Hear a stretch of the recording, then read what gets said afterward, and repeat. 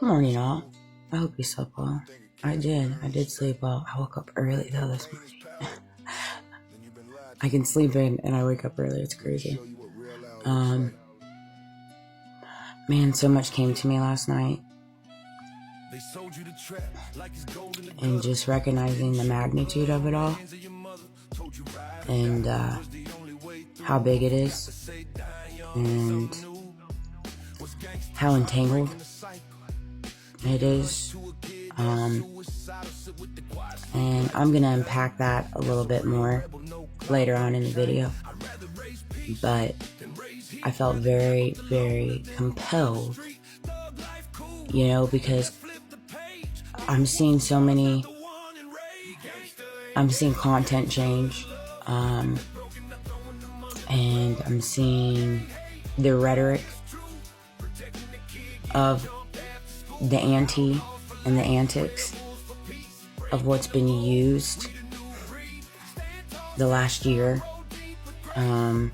in reference to social media and my algorithm in my For You page, in reference to how they've pushed stuff in front of me to make me think XYZ or question my inner knowing and who I am and what I carry, and as well as piecing together everything of my past in reference to the entanglement of it all. And it's crazy. I saw this video this morning in reference to healing. People don't understand, when you go in to do your healing, you go in and you heal within yourself, and you learn to accept every part of you. And once you learn to accept every part of you, you then start excuse me, you start to embody every part of you, and then you start walking in your authenticity. The same things don't trigger you. Your response changes, your thought process changes, your feelings change walking through your healing experience. It just does. It's not love and light or anything like that. It's all involving you. It truly has nothing to do with the exterior world. It really doesn't. What you learn to do is you learn how to operate in the exterior world healed. And so everything I speak on is in regards to experiences I've lived, things that I've documented, truth that I carry. All right. And I know that when I speak on things and I say things and all this stuff, it ruffles a lot of people. And I hate that.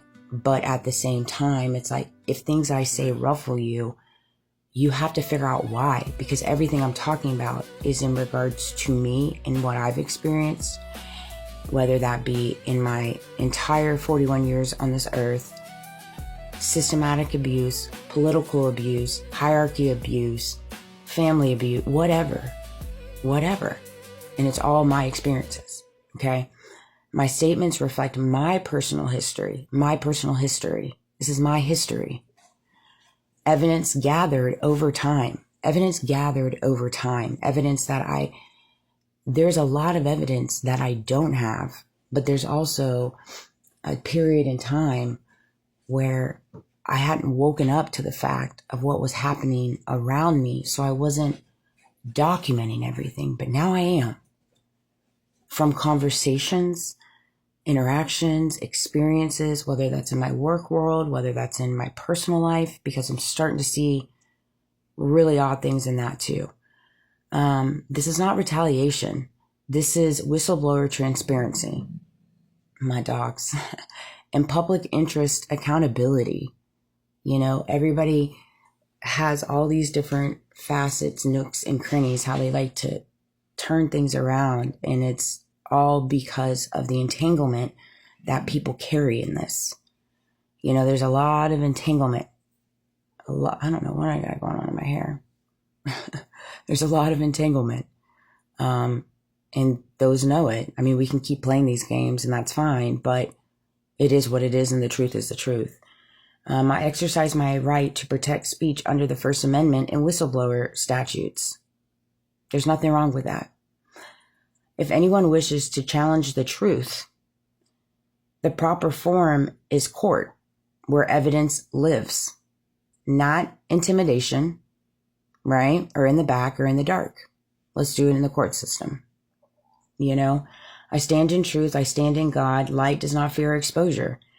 Only darkness does. And that's the thing. That's the thing. That's the simplistic part of it too, is light does not fear exposure. It doesn't. Only the dark does. And we live in a world right now where there is so many people, but also so many organizations and so many underlying XYZs that are in fear of exposure because they walked and made choices in darkness and in evil. And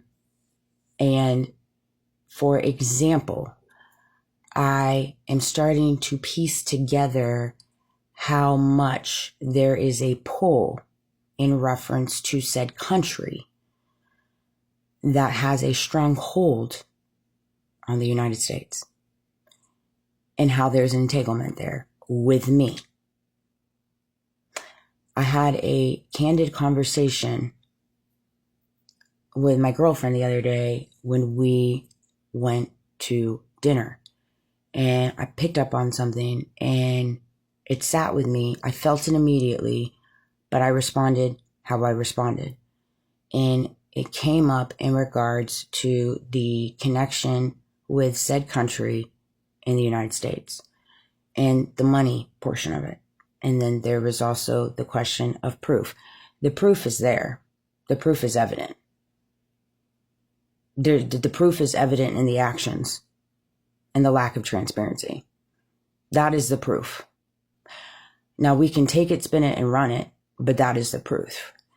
And like I told my coworker yesterday, I said, people have to understand the mechanics of how it operates. It's not the fact that it's just us funneling money over there. It's the fact that there is a strong pull of financial strings and attachments here, right?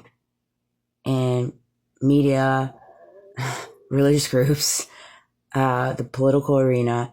And here's the thing, you guys are going to understand, when people launder money, when people do things underground, this is where the money becomes not traceable. All right. And there's a lot of different nooks and crannies of this where there's money that's not traceable. Okay. And that's where the books, you can fake books, you can do, I mean, again, when you've worked in an industry and you picked up on a lot of different things, but they didn't think you were listening, and they didn't think that you were intelligent enough to see what they were really doing, because they were too busy moving puzzle pieces in your life to put you in different spaces where you walk down addiction roads, when you walk down all these different things. And again, I take full accountability in everything, and absolutely everything. But do I see all the underlying connections of it all? I do. And it's been crazy, and it's been difficult, to say the least, to see it in the last 24, 48 hours. I'll be honest with you guys.